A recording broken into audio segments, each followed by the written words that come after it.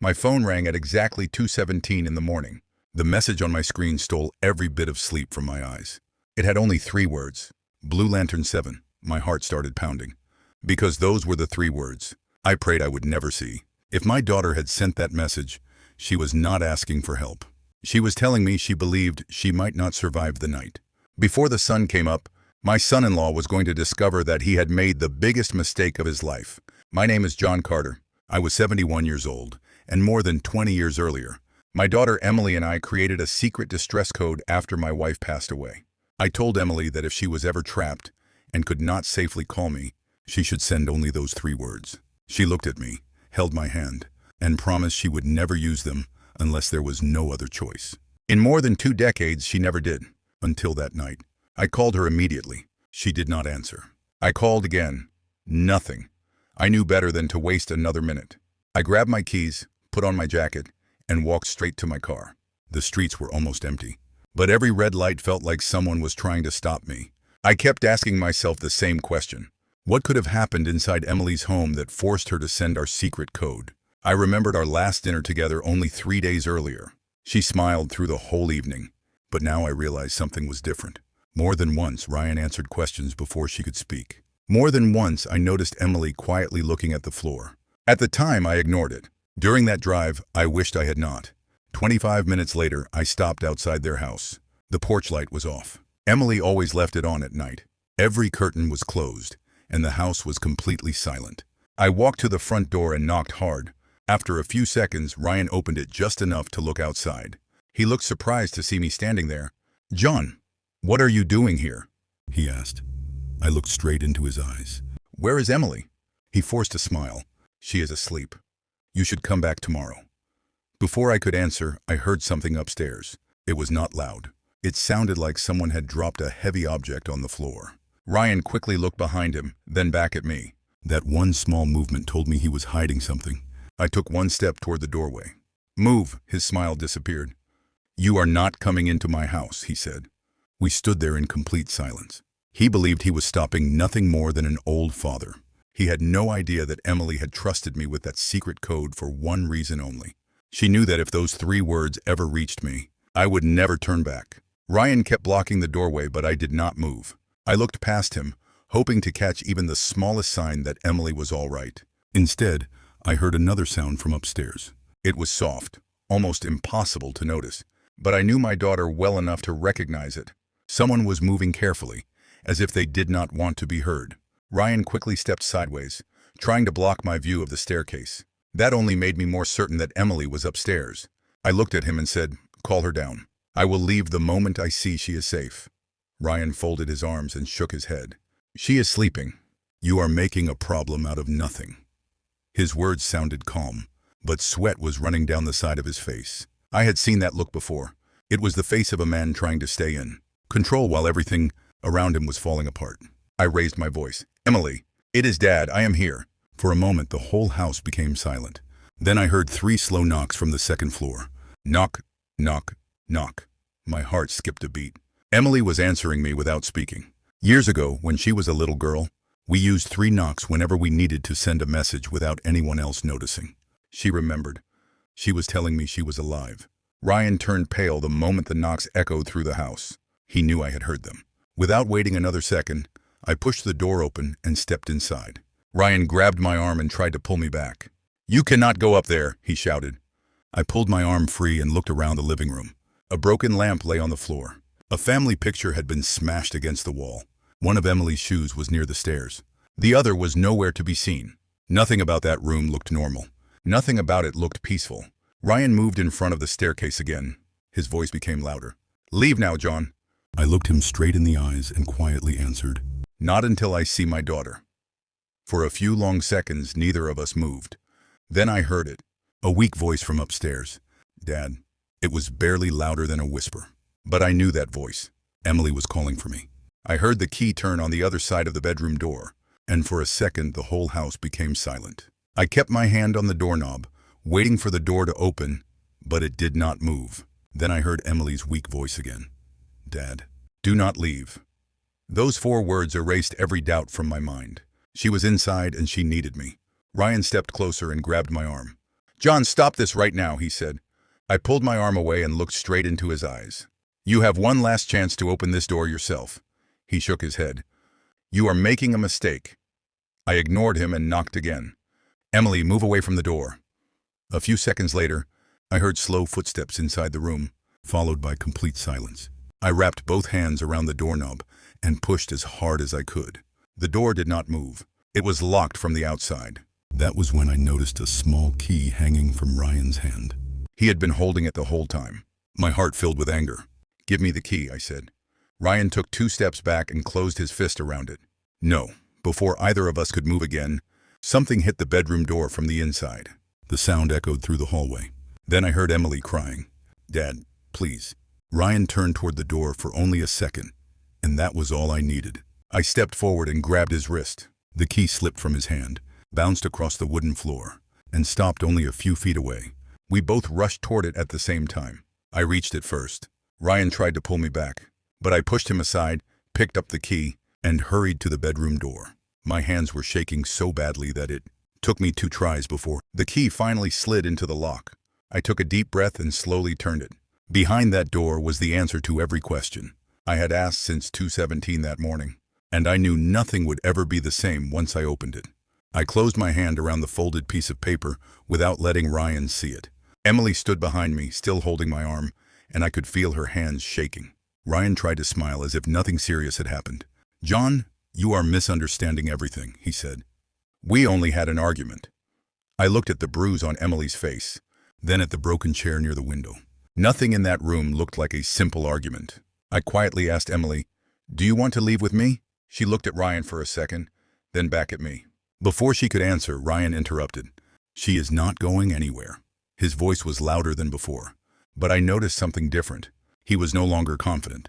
He was nervous. Emily slowly stepped closer to me and whispered, "Dad, please take me home." Those words were all I needed to hear.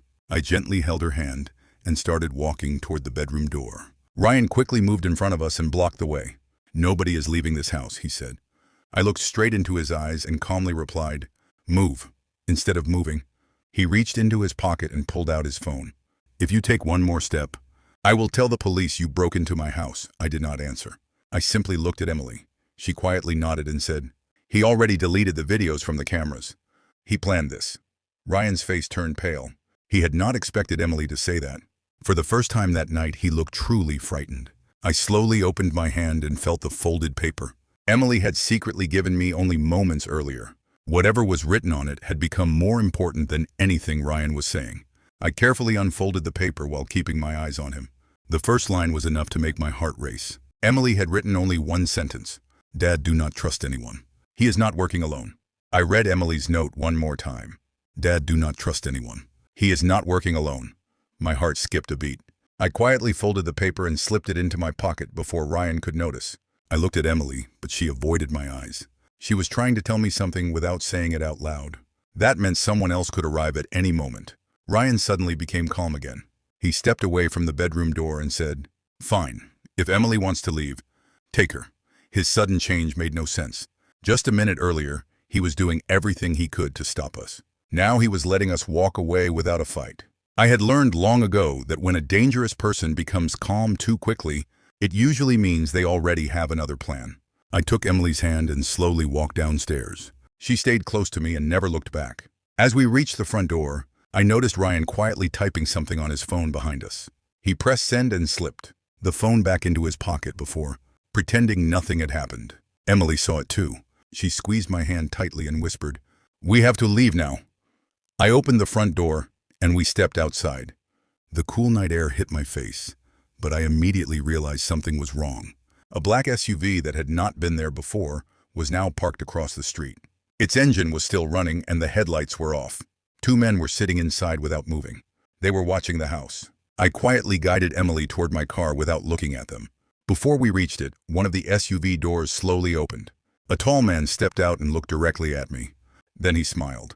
It was not the smile of someone meeting a stranger. It was the smile of someone who already knew exactly who I was. The man slowly closed the SUV door behind him and started walking toward us, without saying a word. Emily's grip on my arm became even tighter. I could feel her shaking again. I quietly told her, Get in the car and lock the doors.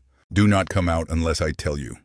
She looked at me for a second, then quickly climbed into the passenger seat. The man stopped a few feet away from me and smiled, as if we had known each other for years.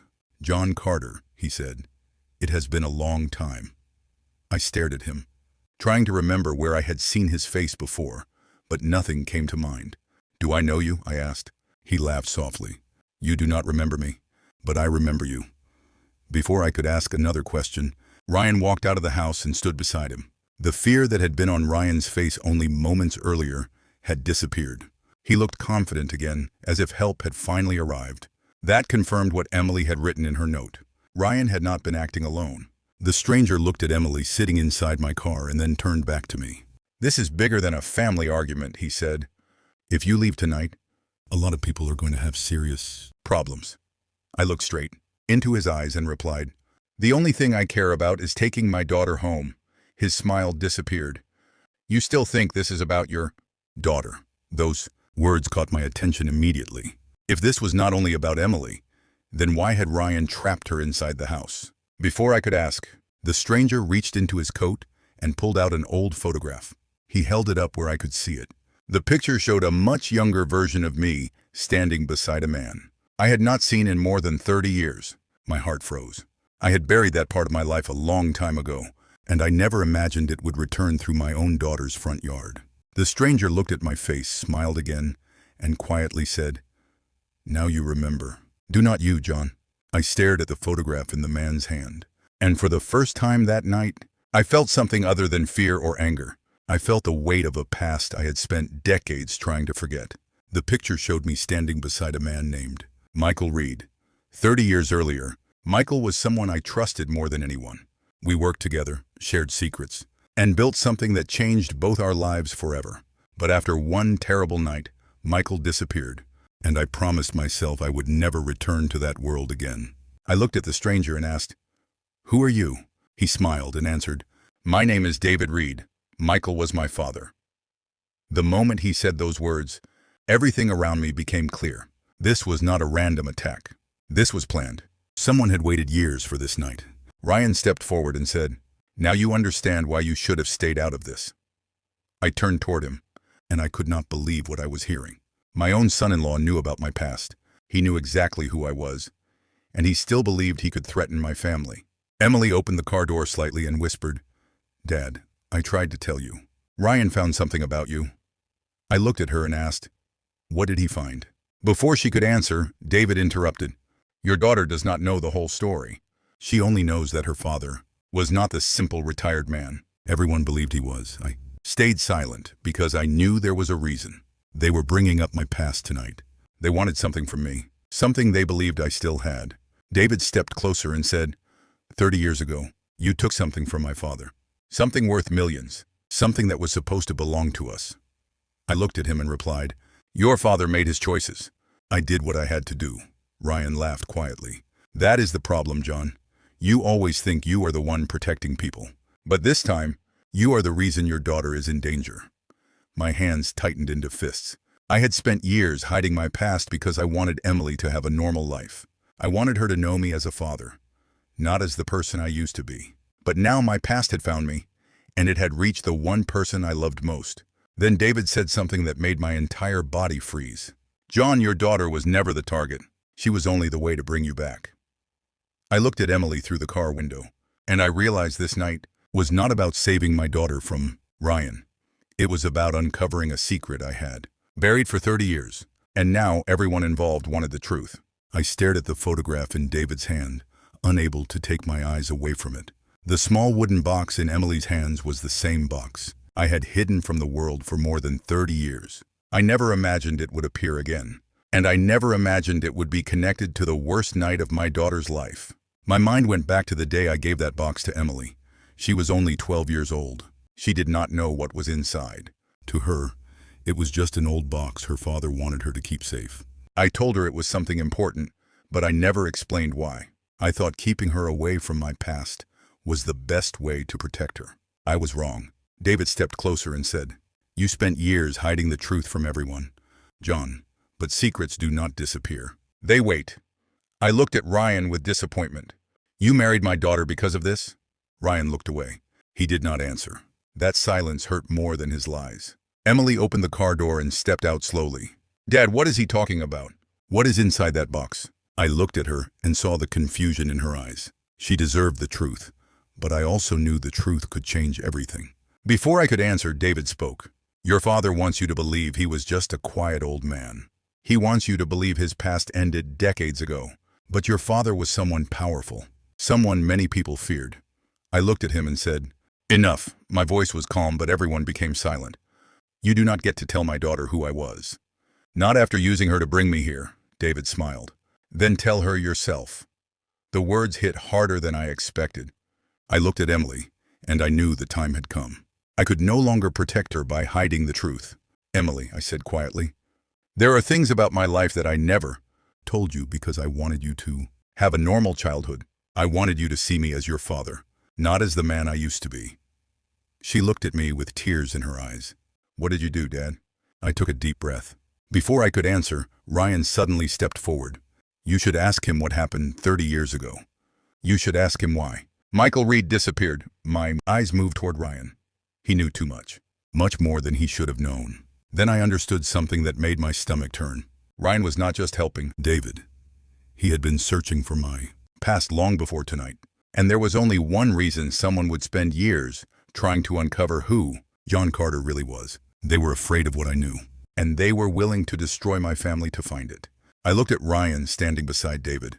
And for the first time, I saw the truth clearly. The man I welcomed into my family was never just my son-in-law. He had entered Emily's life with a hidden reason.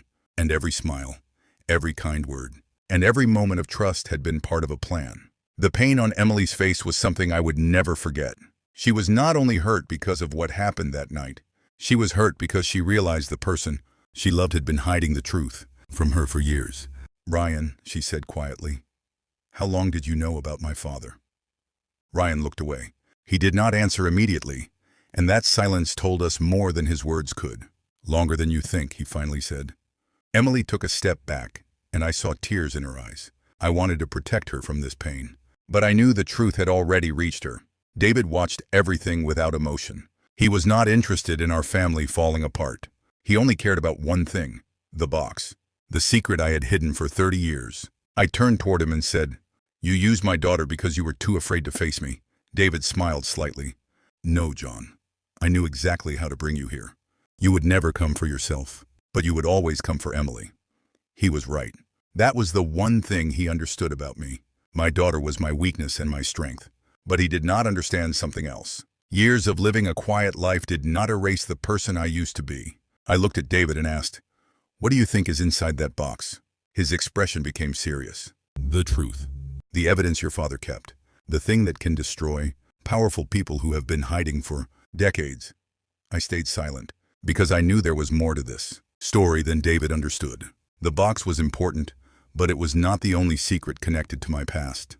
There was something else I had never told anyone. Something even Emily did not know. Ryan suddenly stepped forward and said, We are wasting time. We need that box now. I looked at him carefully. His voice was different. He was not speaking like a partner. He was speaking like someone who was afraid. That was when I realized Ryan was not the person controlling this situation. He was just another piece in a much bigger game. I looked at Emily and quietly said, Get inside the car. She looked at me with confusion. Dad, what are you going to do? I turned back toward David and Ryan. I am going to end something that should have ended 30 years. I'll go. As Emily moved toward the car, David suddenly looked at his phone. His face changed instantly. The confidence disappeared from his eyes. He looked at me and said, John, we have a bigger problem. And the way he said those words made me realize that whatever was coming next was something even David Reed was afraid of. David stared at his phone for several seconds without saying a word. The confidence he had shown all night was gone. For the first time, I saw fear in his eyes. I looked at him and asked, What happened? He slowly lowered the phone and looked toward the road. Someone else knows you are here, he said. Those words immediately changed the situation. I had expected David and Ryan to be my enemies. But now I realized there was another person watching from the shadows. Emily came back toward me and whispered, Dad, who are these people? I looked at her and knew I could not hide the truth anymore. They are connected to my past, I said. A past I thought was finished, Ryan suddenly stepped forward. You need to listen to him. John, you do not understand what is coming. I looked at him with disappointment. After everything you did to my daughter, you expect me to trust you? He lowered his head. For a moment he looked less like an enemy and more like someone trapped. David noticed it too. Ryan, do not forget why you are here, he warned. That sentence confirmed what I already suspected. Ryan was afraid of David. He was not in control of anything. A car engine suddenly sounded from the end of the street. Everyone turned toward the road. A dark vehicle was slowly approaching. David's face became tense. We need to leave, he said. I did not move. Who is that? I asked. He looked at me and replied, someone who wants the box more than we do. The vehicle stopped near us, and the headlights turned off. For a few seconds nobody moved. Then the driver's door opened. An older man stepped out and looked directly at me. My heart stopped because I knew that face. I had not seen him in more than 30 years. The last time I saw him, I thought he was gone forever. He looked at me and said, John Carter, you should have stayed hidden. The past I buried for decades had finally returned. And this time, it was coming straight for my daughter. The man standing in front of me was someone I never expected to see again. His name was Thomas Blake, and 30 years earlier, I believed I had left him and that part of my life behind forever. But as he looked at me that night, I realized some secrets do not disappear. They wait for the right moment to return. Emily looked at me with confusion. She had never seen that expression on my face before. She knew something was different. Dad, who is he? She asked quietly. I wanted to answer, but before I could speak, Thomas smiled and said, Your father never told you about the life he lived before you were born. I looked at him and said, Do not bring my daughter into this. Thomas laughed softly. That is exactly what you did 30 years ago. You thought you could hide the truth and protect everyone around. His words made me remember the night everything changed. The night I lost friends, trust, and the life I once knew. But I also remembered why I made those choices. I did not do it for money or power. I did it because innocent people were in danger. David stepped closer to Thomas. You were not supposed to come here. Thomas looked at him and smiled. You still think you are in control? David, you never were. I watched the two men carefully. They came together for the same reason, but they did not trust each other. That meant I had something they both wanted, and they were willing to destroy my family to get it. I turned toward Emily and said, Get in the car and stay there. She shook her head. No, Dad. I need to know the truth. I looked at her and saw the same determination she had when she was young. I knew I could not protect her by keeping secrets anymore. I took a deep breath and finally said, 30 years ago, I was not the man you know today. I was involved in something dangerous, and I spent my entire life making sure it never reached you. Emily looked at me with tears in her eyes. Why did you never tell me? Before I could answer, Thomas interrupted. Because your father wanted you to believe he was just an ordinary man. But he was the only person who could expose us all. The street became silent. Then Thomas looked at me and said something that changed everything. John, they found the location. My body went still. He did not need to explain what he meant. The one place I had protected for 30 years was no longer safe. And now, the secret inside that place was about to come out. For 30 years, I had lived with one fear. Not fear for myself, but fear that the past I buried would one day reach Emily. That night, my worst fear had come true. Thomas had found the location I had protected for decades, and I knew exactly what that meant. The secret I had hidden was no longer safe. I looked at David, Ryan, and Thomas standing in front of me, and I realized something important. They were all chasing the same thing, but none of them knew the complete truth. You all think you know what is inside that box, I said. But you have no idea what you are dealing with, Thomas smiled. Then tell us, John. I looked at Emily sitting in the car, watching me with questions in her eyes. She deserved answers. She deserved to know why her father had spent his entire life hiding. 30 years ago, I found evidence against people who believed they were untouchable, I said. That evidence could destroy their entire operation. I tried to bring the truth out, but someone close to me betrayed me. David looked at Thomas, and for a moment I saw fear between them. They knew exactly what I was talking about. Ryan quietly asked, The box, it contains all of that? I looked at him. No, the box is only a part of it. Everyone became silent. That was the secret they never expected. They thought they were searching for an object. They did not know they were searching for a truth that had been hidden in pieces. Emily stepped out of the car. Dad, why did you give me that box?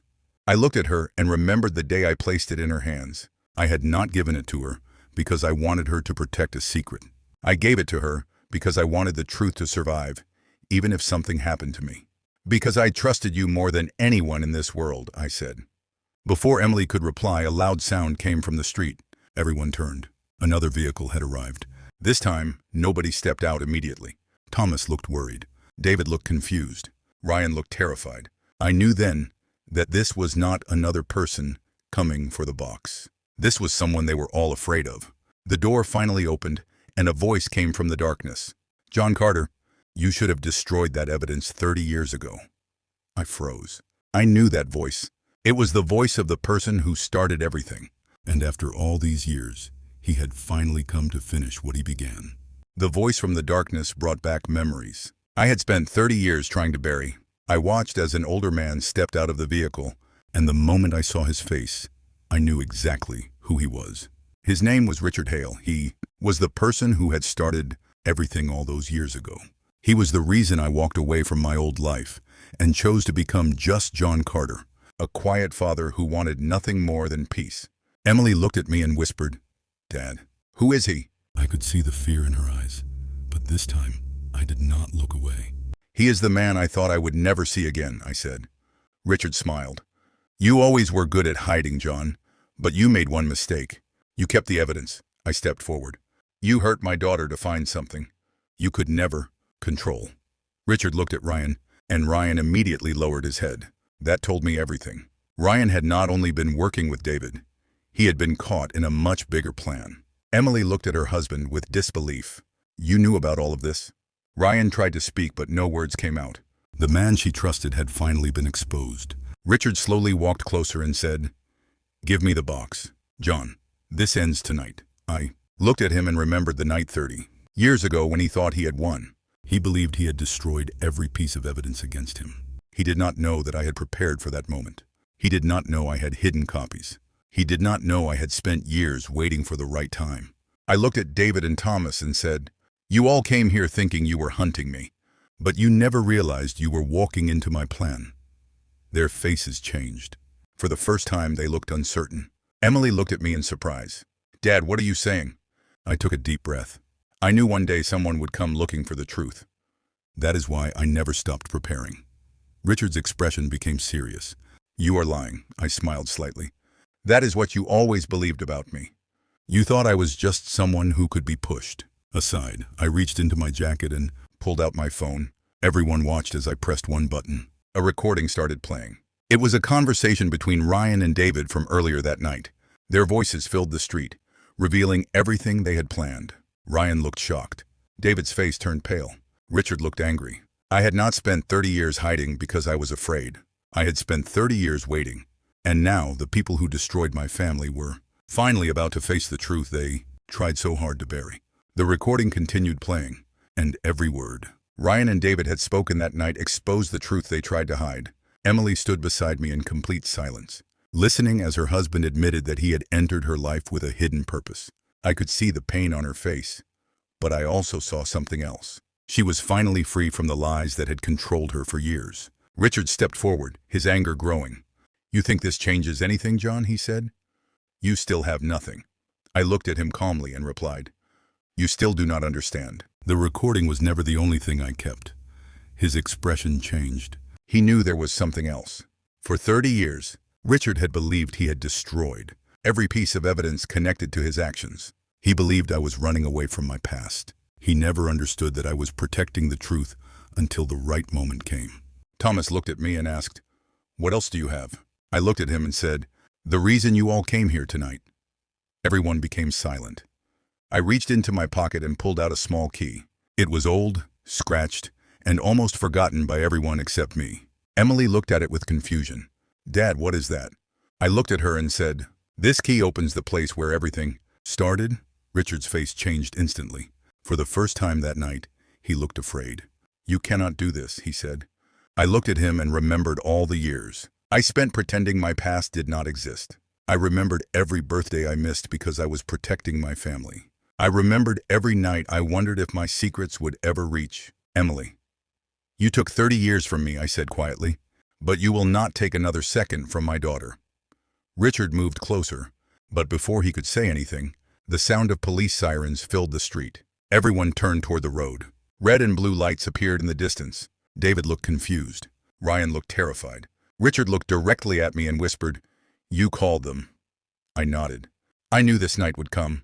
I just did not know who would be standing on the wrong side of the truth. As the police cars stopped outside the house, I looked at Emily. She had spent years believing her father was just a quiet, old man who lived a simple life. Now she finally understood that I had not been hiding because I was weak. I had been hiding because I was protecting her. But the night was not over yet, because before Richard was taken away, he looked at me and said 6 words that made my heart stop. "John, you still do not know everything." The words Richard spoke stayed in my mind even after the police took him away. "John, you still do not know everything." For years, I believed I understood every part of my past. I thought I knew who had betrayed me, who had lied to me, and why they wanted the evidence. But that night taught me something important. Sometimes the biggest secrets are not hidden by enemies. They are hidden by the people trying to protect you. After everything was over, I took Emily back to my house. The same house where I had spent years living a quiet life, pretending my past was gone. She sat across from me and looked at the old man she thought she knew. "Dad, why did you carry all of this alone?" she asked. I looked at my daughter and finally told her the truth. I did not hide my past because I was ashamed. I hid it because I wanted her to grow up without fear. I wanted her to have a normal life, a happy marriage, and a future that was not controlled by my mistakes. Emily held my hand and said, "You should have trusted me with the truth." She was right. I spent so many years protecting her that I forgot she had grown into someone strong, enough to stand beside me. A few days later, we opened the old box together. Inside were documents, photographs, and the evidence that started everything 30 years earlier. But there was one more thing inside that Emily never expected. There was a letter I had written to her years ago. A letter I hoped she would never need to read. In that letter, I wrote that no matter what happened, she should always remember one thing. Her father was not defined by his past. He was defined by the people he protected and the promises he kept. Ryan faced the consequences of his actions, and Emily started rebuilding her life without the lies that had surrounded her for years. She was hurt, but she was free. As for me, I finally stopped running from the past. I realized that hiding the truth had protected my family for a while, but facing the truth had finally set us free. Looking back at that night, I still remember the moment my phone rang at 2:17 in the morning. 3 words from my daughter changed everything. Blue Lantern 7. Those words brought danger to my door, but they also reminded me of the promise I made more than 20 years ago. I told my daughter I would always come for her. And that night, I kept that promise one last time. I was John Carter, a 71-year-old father who thought his biggest battles were behind him. But when my daughter needed me, I discovered that some promises are stronger than time, and some fathers never stop protecting the people they love.